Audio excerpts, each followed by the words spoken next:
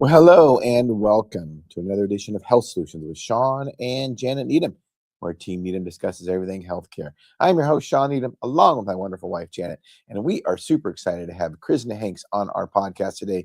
She is an amazing health and wellness coach and even a more amazing friend. So, Krisna, welcome to our show. Thank you so much for having me. Wonderful to see you. I wish I could send a little of our Tucson sunshine up your way, but you're just going to have to come back down here and see it. We will. We will. Yeah, we're planning on it as soon as possible. Great. So you're with Square One Wellness, and you help, people work their way to health and wellness, and you also have like an employee health program. So tell us a little bit about that. Absolutely. So my husband and I, Robert Surenbrook, own a company called Square One Wellness, where we do metabolic health coaching, working with individuals where they are at their place, incorporating all variations of the lifestyle from low carbohydrate, ketogenic, carnivore, anything whole foods based, along with all the other lifestyle pieces.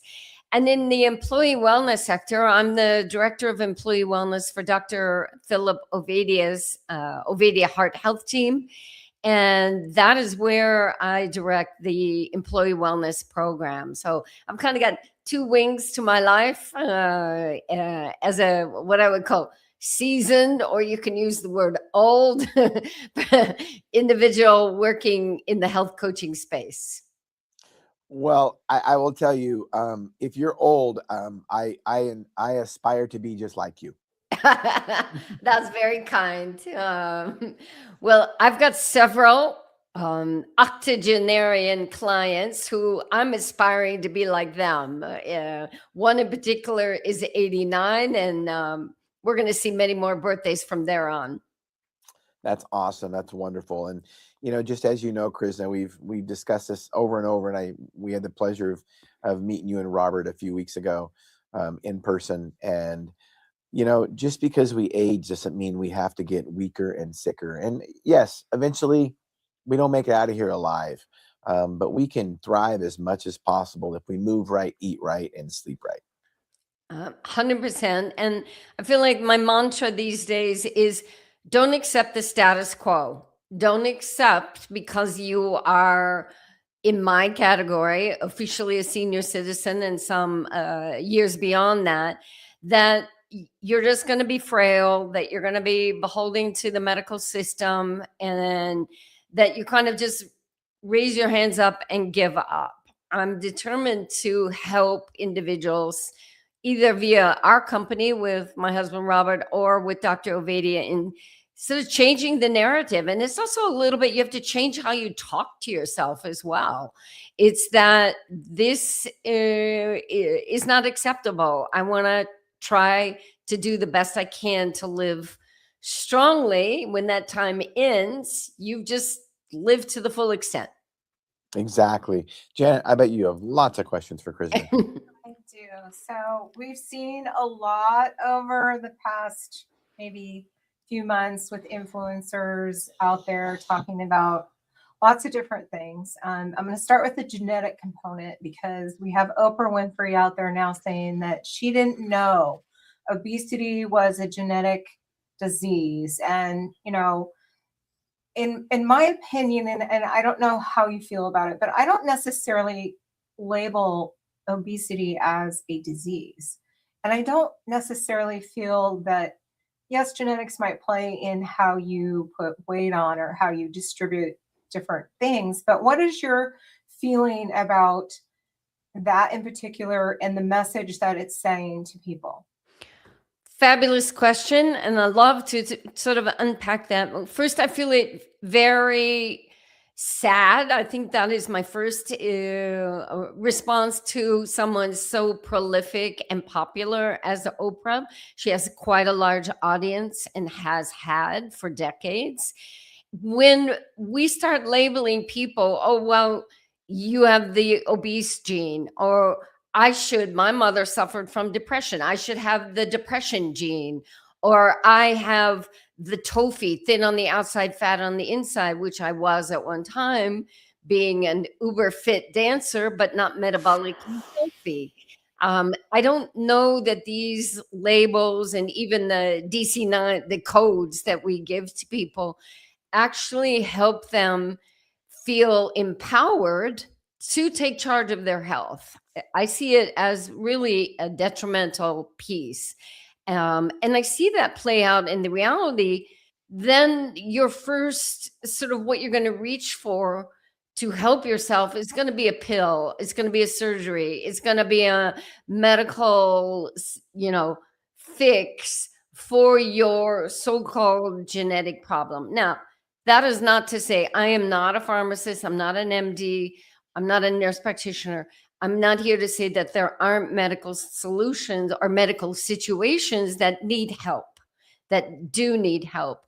But when we talk about being overweight, maybe morbidly obese, all the various components that come into being metabolically healthy, I don't see that stance as helping anyone. Well, I think it does just the opposite, Krishna, which is kind of what you alluded to. I think it really allows the person to play victim, so to speak, and it's not their fault. When ultimately their lifestyle, their actions is what caused the obesity. There are rare exceptions to that. But ultimately, we have to change our lifestyle. There's no medical intervention that's going to work some kind of magic. We dealt with that 30 years ago, and we're seeing the repercussions of that with bariatric surgery. And, there's still people getting bariatric surgery. And many of those patients have regained the weight because they don't change their lifestyle. And that's a drastic thing to go through. And then you have all these nutrient absorption deficiencies. It's horrible. And I see the GLP-1s as 30 years post bariatric surgery. The GLP-1s are the magic now, fix all. And we're already seeing side effects. We're going to start seeing more short term, and we haven't even seen the long term ramifications from them yet. And I think you're right. I'm hopefully trying to give them the benefit of the doubt, but I've been around long enough. We had, giving people diuretics early in the 60s and 70s to help them lose weight. We had, various, we're going to, do the liposuction, and we're going to do various different things. Every decade or so, we have some situation like this where we then once again veer away from solving the root cause problem. And I think this is where I think coaches are feeling an interesting gap in our well-being, and because if we can help individuals figure out the lifestyle, a coach really helps build structure for the individual in seeing the pieces that can support them, no matter what your genetic base is.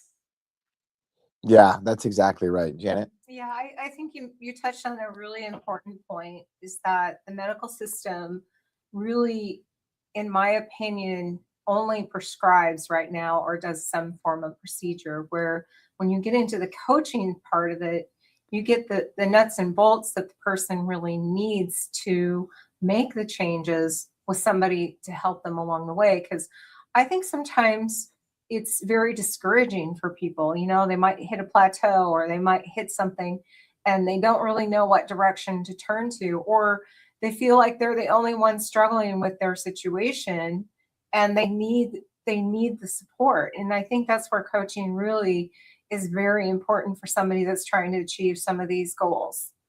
Well, you won't get me disagreeing on that one at all. And I think the thing that is so unique about coaching is being able to sort of hone in on what the individual. So certainly my 80-year-old clients are at a different place in their life with what the needs that they need, right? Than my 30-year-old triathlete. And they both are benefiting from coaching, as opposed, and I know you work a lot with the women and men both on the hormonal piece. Those women in perimenopause, menopause, or any stage of that, other issues, they all have unique needs. And unfortunately, I feel like our medical system is a generic kind of, this is what you need, right? And sadly, a lot of that, particularly when it relates to weight, has been, you just need to eat less and move more and come back and see me next year. Oh, and by the way, maybe we have a few medications that you should, get renewed. They're not actually dealing also with the individual as they change over time.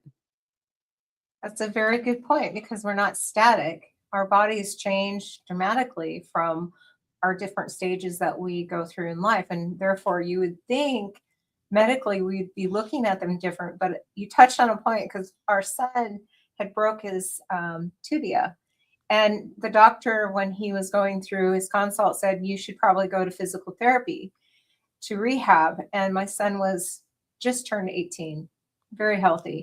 And my son Jordan said, how different would my physical therapy be than my grandmother? And the doctor said it would be the same. So, right? So my son declined, So as you can imagine. because his needs is going to be way different than what his grandmother's would be. Yes. Yeah. But because medicine is so protocol driven, it's not individualized. And one of the things is, and you kind of alluded to it when you talked about ICD-9 codes.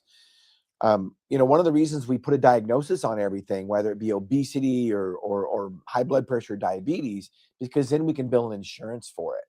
And that's one of the reasons that we've called obesity a disease and a genetic disease, because then we can put a code on it, then we can bill insurance for it.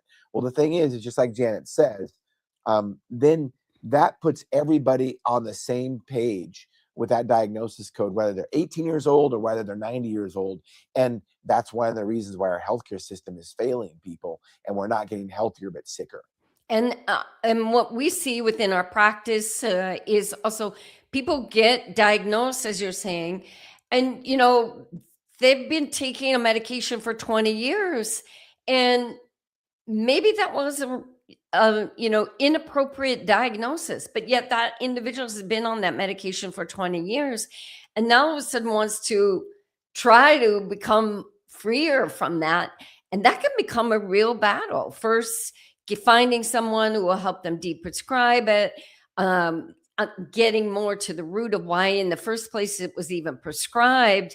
And this kind of leads into something that I've been seeing, I want to say particularly the last year, is an incredible rise in bullying from medical individuals in terms of whether that's doctors or nurse individuals, just telling people what I want to say, downright mean things. Like, if you don't take this, you're going to die. If you don't do this, right? If you don't take a statin, I'm not going to help you anymore. And the level has escalated from my perspective. And I don't know if that is the medical field feeling threatened, or they are not welcoming of individuals who are taking their health in their own hands and wanting to have a say in what they're doing. But I really feel it has jumped up a notch, and this is worrisome. Well, I think, again, we can attribute that to insurance-based reimbursement. So insurance companies will reimburse doctors. And a lot of doctors don't realize this because they work for somebody else. They're not independently employed anymore. But insurance companies will incentivize reimbursements based on, okay, if 80%, 50% of your patients that have high cholesterol are on a statin, we'll give you 1% more. If 85% of them are on the statin, we'll give you 3% more. So if the people that don't want to take a statin that have high cholesterol are in their panel, they just say, we don't want you to be our patient anymore. We just won't take care of you. That's why. It's financially driven, and that's got to stop. We need to let patients and choose their own health care without judgment. That's what we've done for centuries, or, for centuries, the Mhm. doctor-patient relationship was a very personal thing. And now it's just being run by insurance companies. We got to stop that. Yeah, I agree. We really need to bring back the importance of the a patient-centered health, right?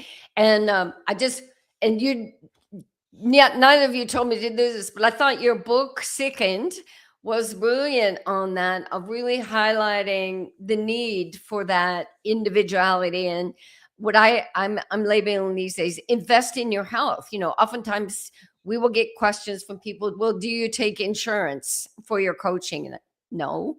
And the reason we don't is then we are at liberty to make sure you are gaining education, empowerment, and knowledge to make your own choices. We are not dictated by an agency that says you have to teach, these rules of nutrition and whatever it might be. Right.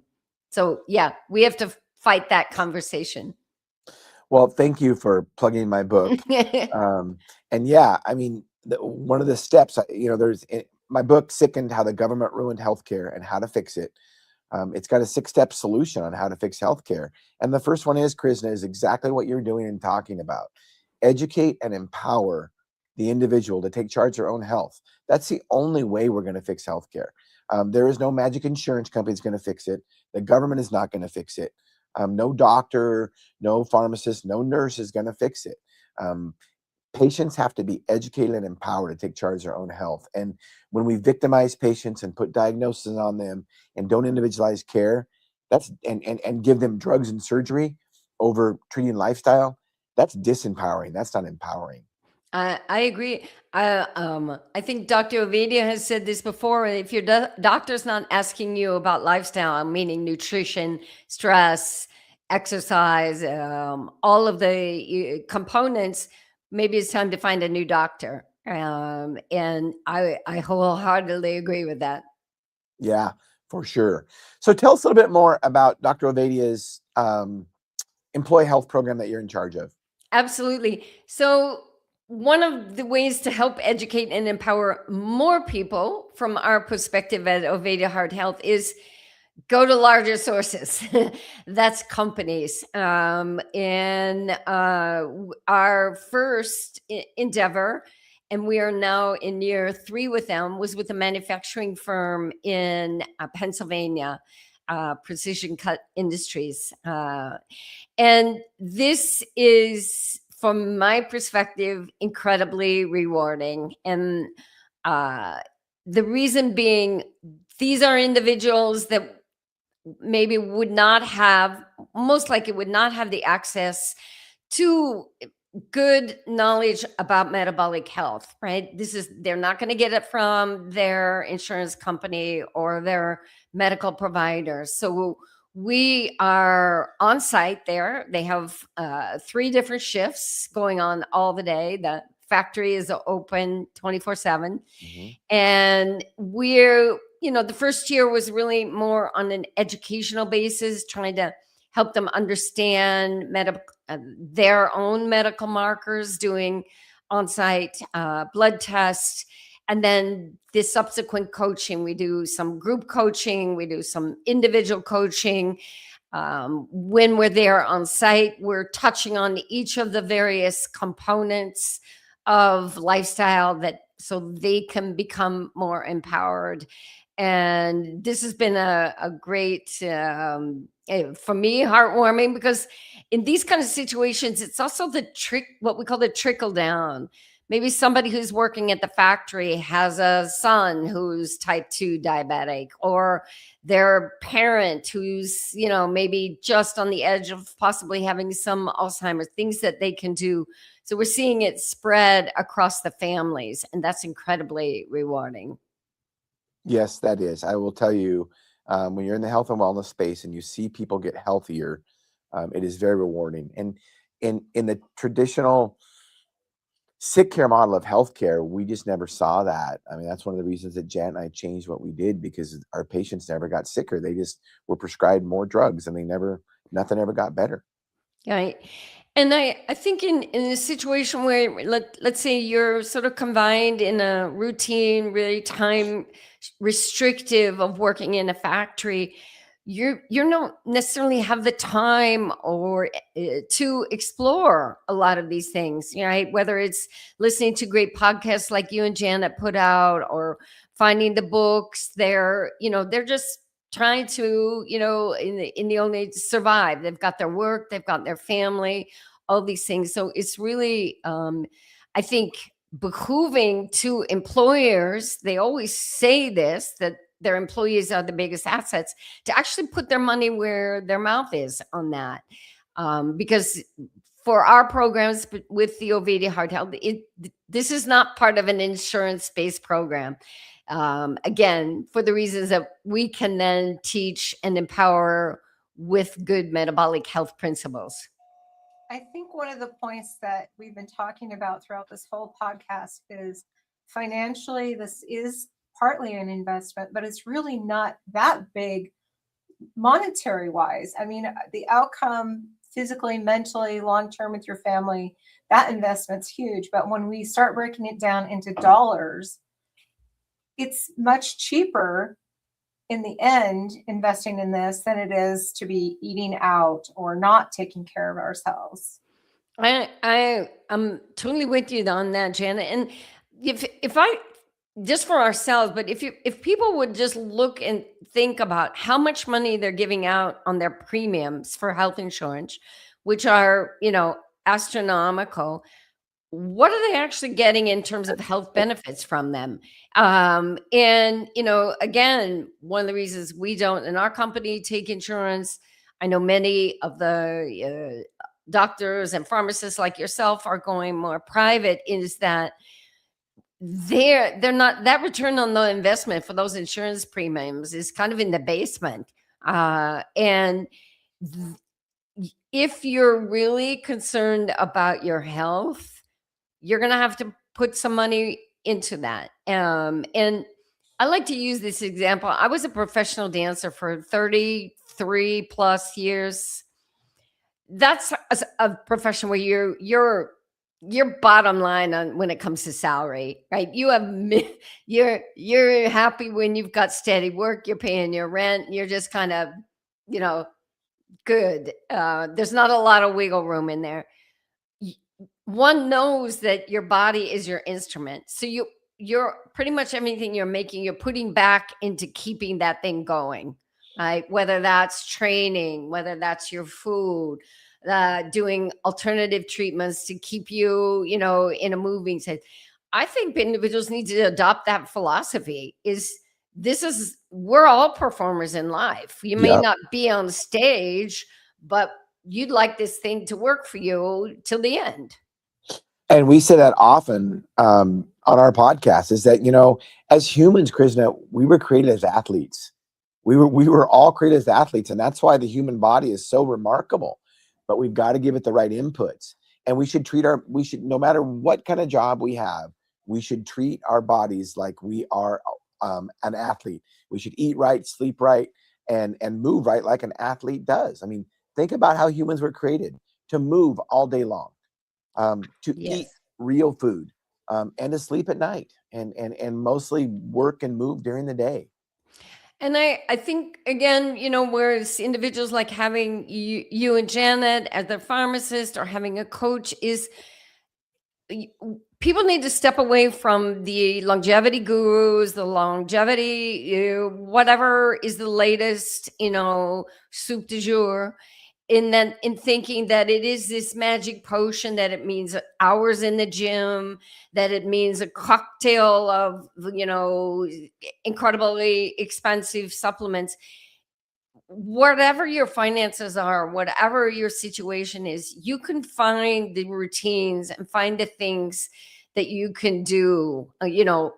Like I said, during my bachelor, I always was a member of the public pool. I found swimming a good training, cross training thing when I was dancing. I didn't have a fancy membership at a gym, but you can find those ways. And that's where I think sometimes you need someone to help you kind of see it's not so complicated as you think. Yeah, I agree 100%. Jan and I just did a short reel on that yesterday. It's really pretty simple. It doesn't cost hundreds of thousands of dollars a year. I mean, to be healthy. In fact, we've got examples of it from our great ancestors. And I just talked about it. It gets pretty boring, but sleep, diet, and exercise. That's all we got to do. And you can say what you want about diet, carnivore or keto, but just eat real food like our ancestors did. Yeah. And when it comes to exercise, don't even call it exercise. Our great ancestors did not exercise. They just moved all day long. It's really that simple. There's no magic supplements. There's no magic GLP-1s or no magic peptides that are going to fix everything. You've got to focus on those things in order to be healthy. It's pretty simple. And really, you need to do that stuff to stay alive anyway. So it's really, really inexpensive. It's not, in fact, it's not supportive of life if you don't do that. So why wouldn't you do it well? And how do you put a price on your health? Exactly. That's like putting a price on just existing. And if you're gonna keep looking for your insurance to cover this or that, then you're not really kind of looking at the bigger picture of what does it really entail to keep your body functioning and your brain functioning. That's one that, certainly for some of my more mature clients is they want to be sharp. They want to be sharp till the end. And that requires attention as well. Absolutely truth. Jan, do you have any more questions or comments for Krisna as we wrap this up? Well, what's the temperature today? I already asked you that. Yeah. I think we're getting up to 70 here, but it was sort of 40-ish in the morning. And that kind of highlights, yes, we're very spoiled in Arizona here with sunshine, but I think it behooves people also to step away from all the things we've been told them to be afraid of: the sun, red meat, right? That there is a medical cure for everything, but to stop fearing all the things and just take a more common sense approach. Absolutely. Well, I know for us, the sun peaked out, so we said we're outside yesterday. And Yeah. we did, and it was totally amazing. It changed our outlook and how we felt, because for some of the time we've been working out inside, which is fine. But when you can actually step outside, there's something magical about the earth that we live in, that we were created to live in. And even if we don't have as much time as you do, we did cherish that. We did enjoy that. It helped me sleep wonderful. Yeah. So. Fantastic, right? Well, I grew up with a dad who thought taking a walk was a cure for everything. So that's awesome. I still kind of abide by that. Yeah. So, Krisna, as we wrap this podcast up, we're going to go ahead and stream your website. Tell us what you have a passion for, first of all. Oh, what I have a passion for is seeing people actually get healthier. And this, coupled with that, is we can change the narrative about getting old. And I think if there's anything I want to spearhead and lead the way is don't accept the status quo. Accept that aging can be a process of vitality and strength. I love it. I love it. So if anybody has any questions, what's the best way to get a hold of you, Krisna?